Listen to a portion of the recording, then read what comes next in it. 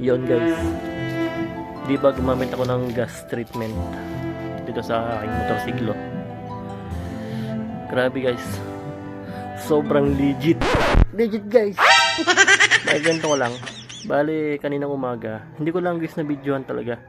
Ito kasi yung motorsiklong ito, pag ito pinandar ko sa umaga, nag-start ako, kickstart, automatic siya. Pag umandar siya, namamatay agad.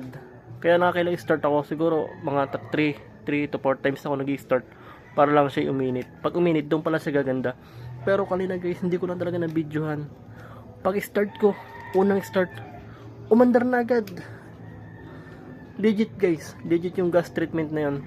Hindi ko lang talaga na videohan.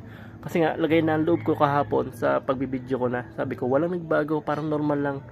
Pero ngayon guys, solid. Unang start, andar agad.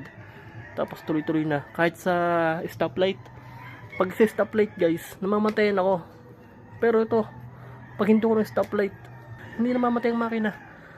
Kaya napakalaking tulong ng gas treatment na yan. Kung